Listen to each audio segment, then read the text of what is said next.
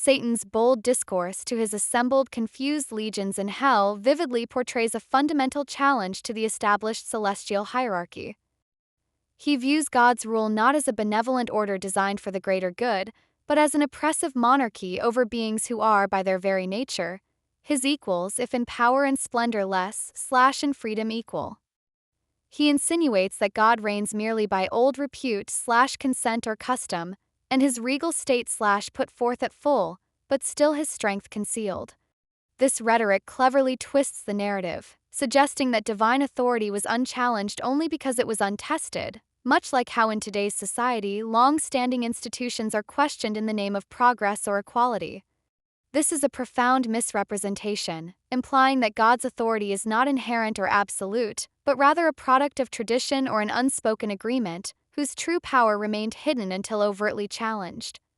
Satan vehemently refuses to submit necks and choose to bend / the supple knee, portraying his rebellion not as an act of malevolence but as a righteous struggle for what he perceives as inherent freedom and equality. He rallies his troops with assurances that their strength is equal, contending that their expulsion from heaven was a consequence of brute force, not a just divine law rooted in cosmic order. This bold discourse further reveals Satan's profound self-delusion, a trap that many fall into when ego overrides wisdom. He is convinced that he and his cohorts can reascend / self-raised and repossess their native seat. His aspiration transcends mere liberty, reaching for honor, dominion, glory, and renown. Even in the abysmal depths of hell, his height of mind persists, nourishing the conviction that he remains supreme, albeit only supreme / in misery. Such joy ambition finds. It's a poignant reminder of how unchecked ambition can lead to self-inflicted isolation, similar to entrepreneurs or leaders who build empires only to find themselves alone in their hells of burnout and regret.